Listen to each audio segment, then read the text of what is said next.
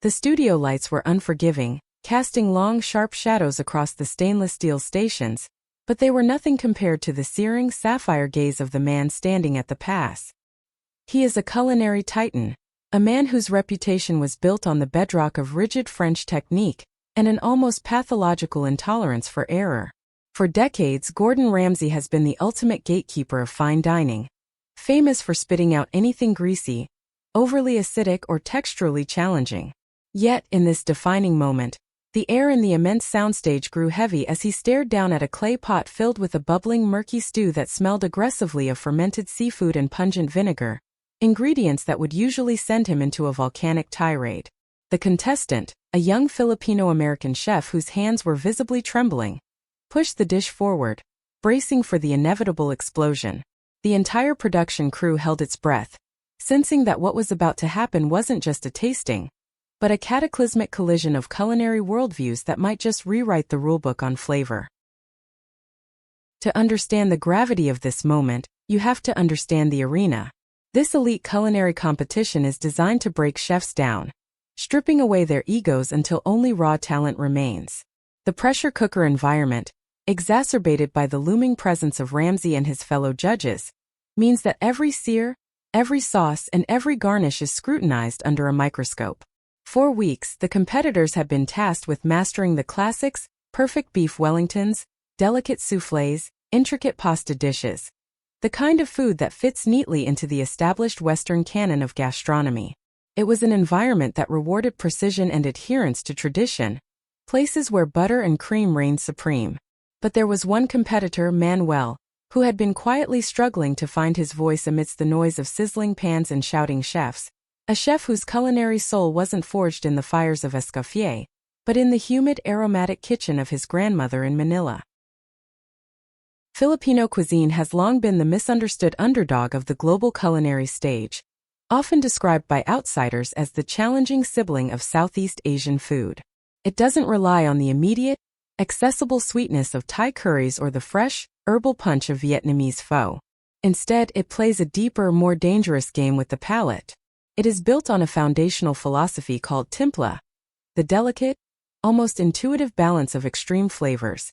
Mouth-puckering sourness from tamarind or calamansi, profound saltiness from fermented fish paste known as bagoong, and the richness of rendered pork fat. To the uninitiated Western palate, these flavors can feel chaotic, aggressive, and overwhelmingly heavy.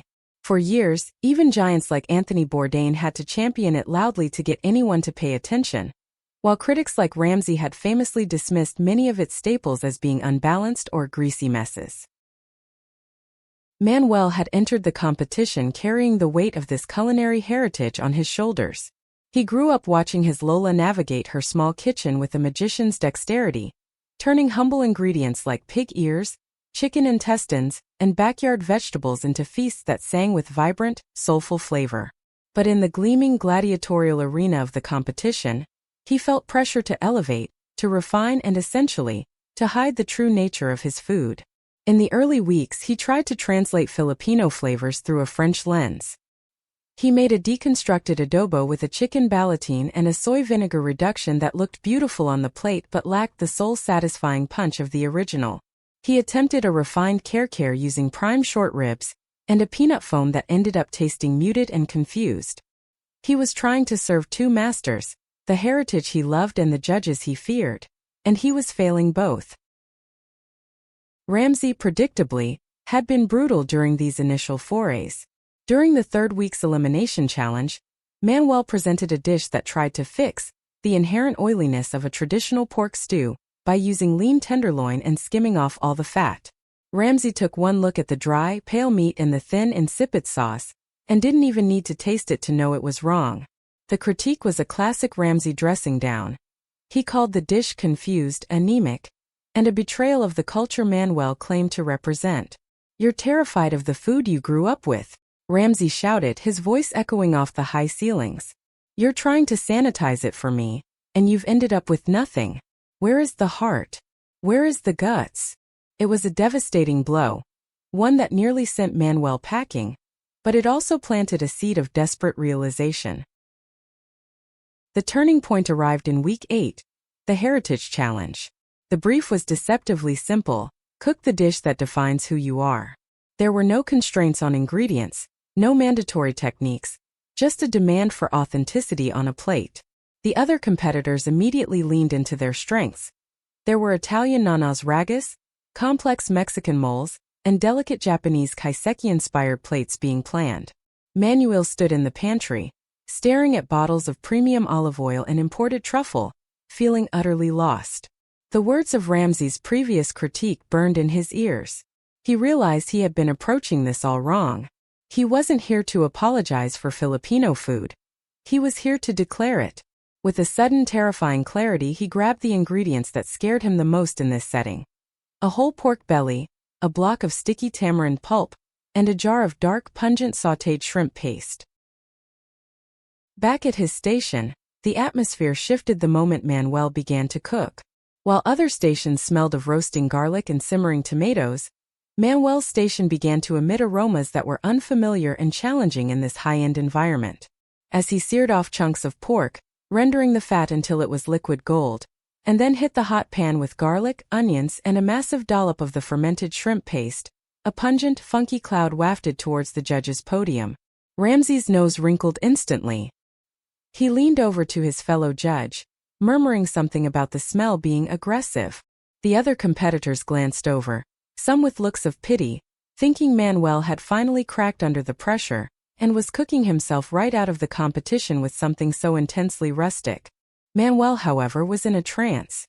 For the first time since walking through the studio doors, he wasn't thinking about Michelin stars or plating tweezers. He was channeling his Lola. He was tasting constantly, adjusting the timpla. He added more tamarind to the broth, pushing the sourness right to the edge of what seemed reasonable, knowing that the richness of the pork needed that acid to cut through it. He wasn't trying to make a refined version of sinigang, the beloved sour soup. He was making the real thing, unvarnished and unapologetic. He was banking everything on the hope that if he cooked it perfectly, with absolute integrity, even the most skeptical palate in the world would have to acknowledge its power. It was the biggest culinary gamble of his life. The last 10 minutes of the challenge were pure chaos. Manuel was running 2 dishes simultaneously. Alongside the soup, he was preparing sisig, a sizzling platter of chopped pig's face and ears. He was furiously chopping the crispy pork skin, the sound like firecrackers on his cutting board, tossing it with chili peppers, calamansi juice, and savory mayonnaise. He heated a cast-iron sizzling plate until it was smoking hot, dangerously hot for a television studio environment. As the clock ticked down the final seconds, he poured the mixture onto the hot metal. The resulting roar and plume of aromatic smoke completely engulfed his station, momentarily blinding the cameras. It was a piece of culinary theater that was entirely authentic to the dish, but it looked like a disaster zone in the pristine kitchen. "Hands in the air," the host bellowed. Manuel stepped back, sweating profusely, his chef's jacket splattered with grease and pork juices. He looked at the 2 plates in front of him, a humble bowl of mahogany soup with vegetables floating in it, and a smoking, sizzling plate of chopped meat topped with a raw egg. They looked nothing like the elegant plates his competitors had produced. They looked like street food. They looked like home. As the producers called for the first tasting, Manuel felt a wave of nausea. He watched as the other chefs presented their beautiful, safe heritage dishes, receiving polite nods and solid critiques. Then his name was called. He picked up his trays, the sizzle of the sisig still audible in the quiet studio, and began the long, terrifying walk toward Gordon Ramsay.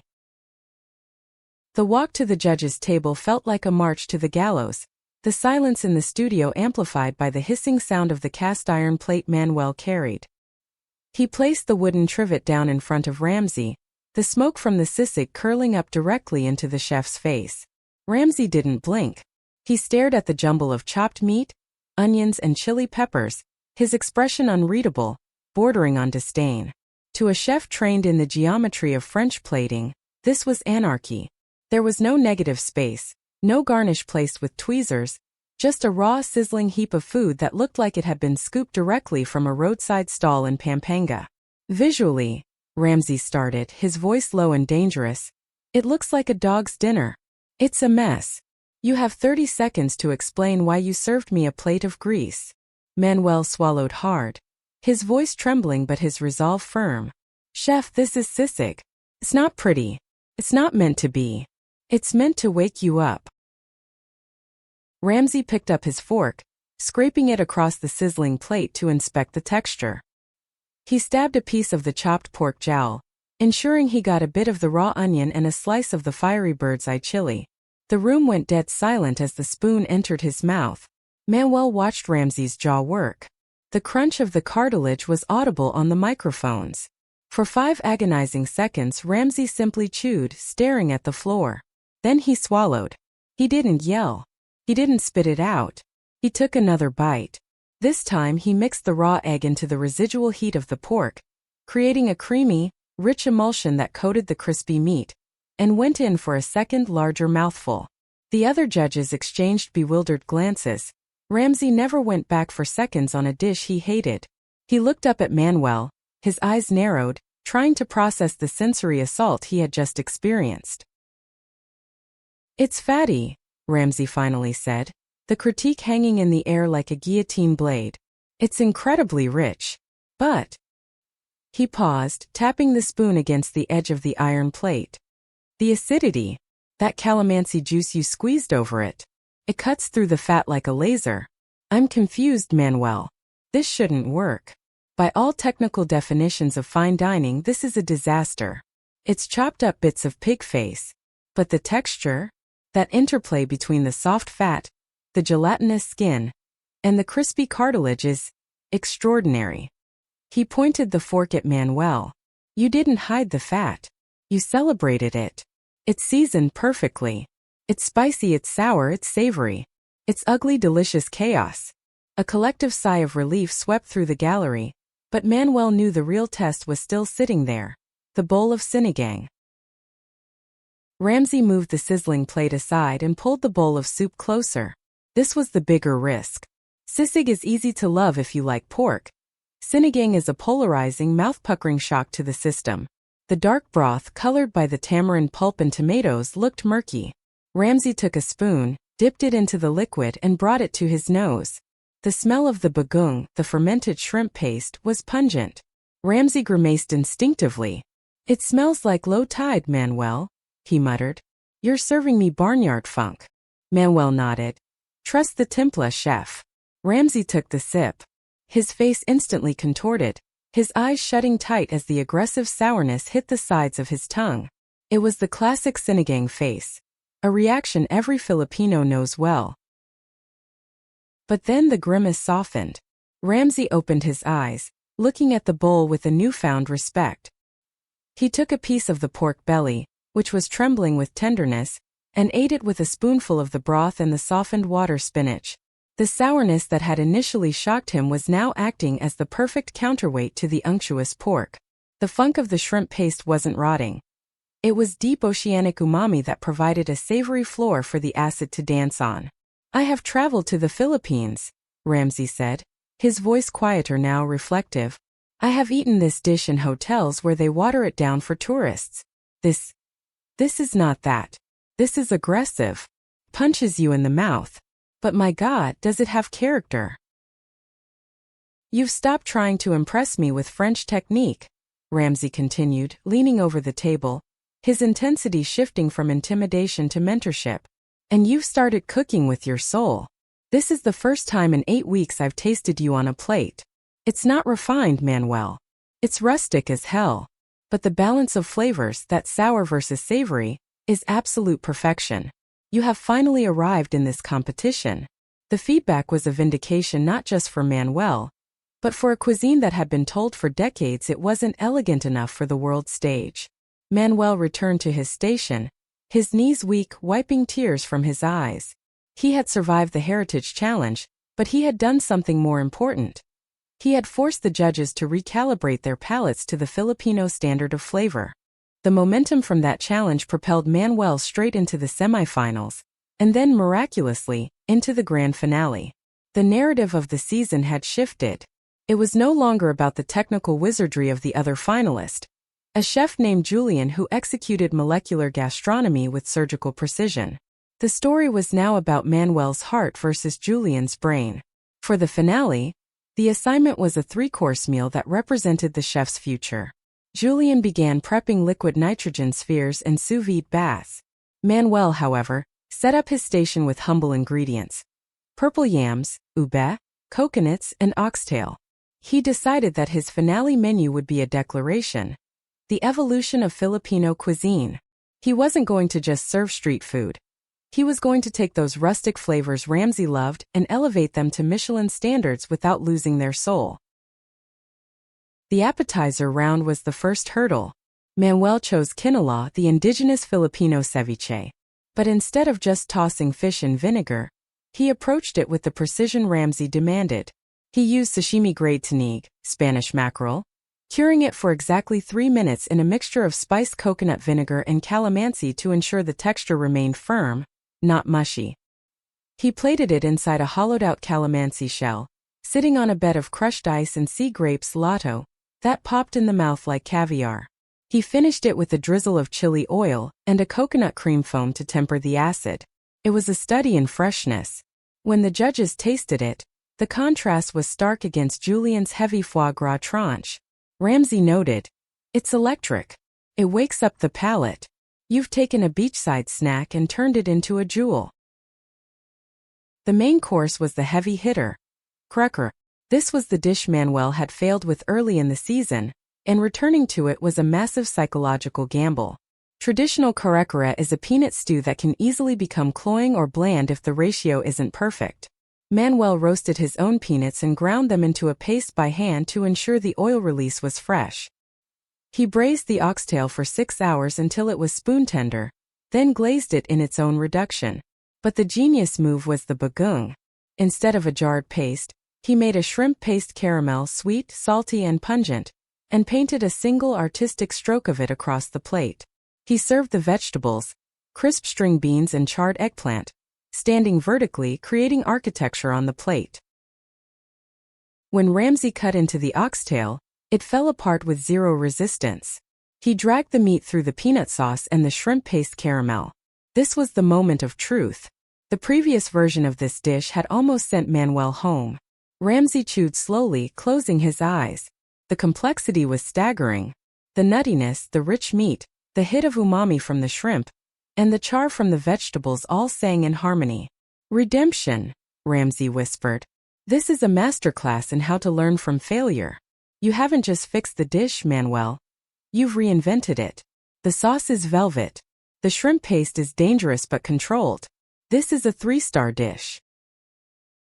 The air in the studio was electric as the competition moved into the final round. Dessert. This is often where non-Western cuisines struggle in the eyes of European judges, as the textures and sweetness levels can differ vastly from the classic French pastry canon. Julian, the opponent, was constructing a towering architectural feat of tempered chocolate and gold leaf, a display of pure technical dominance. Manuel, however, was working with purple tubers and shaved ice. He was making halo halo, a dessert that literally translates to mix. In its street form, it is a tall glass filled with beans, jellies, fruit, and evaporated milk, a chaotic sweet soup. To serve this to Gordon Ramsay, a man who despises overly sweet, messy desserts, was bordering on insanity. But Manuel had a vision to deconstruct the chaos. Manuel began by creating a base of coconut milk panna cotta, infused with the scent of pandan leaves, set at the bottom of a wide ceramic bowl. On top of this, he placed careful quenelles of homemade ube halaya, purple yam jam, that was smooth and earthy, not gritty.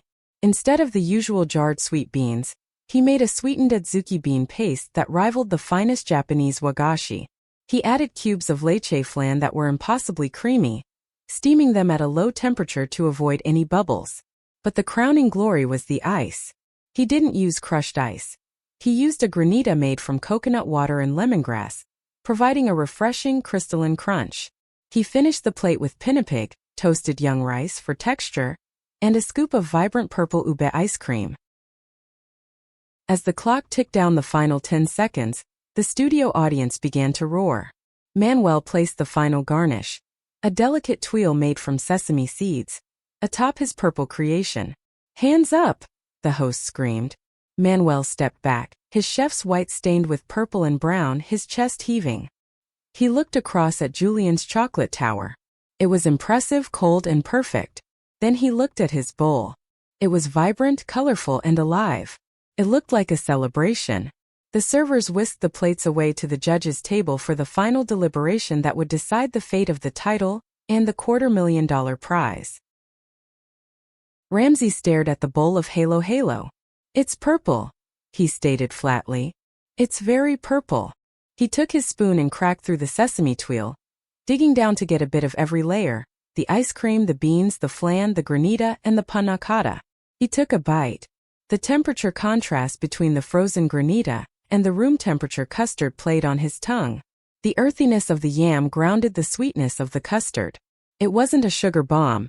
It was a complex interplay of textures and temperatures. Ramsay smiled. A genuine boyish smile that rarely made an appearance on camera. "I was expecting a glass of sugary milk," he admitted. "But this is sophisticated. It's fun. It's got humor, but the technique is serious. That leche flan is smoother than any creme brulee I've had in years." The judges retired to their chambers to deliberate. The debate was heated. Julian was the technician, the safe bet, the chef who could slot into any Michelin kitchen in Paris or London seamlessly. But Manuel was the storyteller.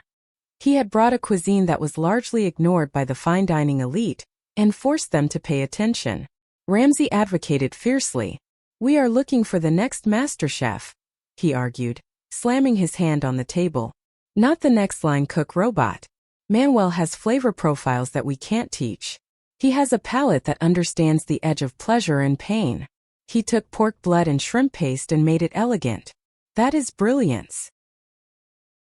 The contestants stood on the stage, the lights dimming for the final announcement. Confetti cannons were primed. Manuel's family, his mother and his aunt, were in the front row, holding hands, praying.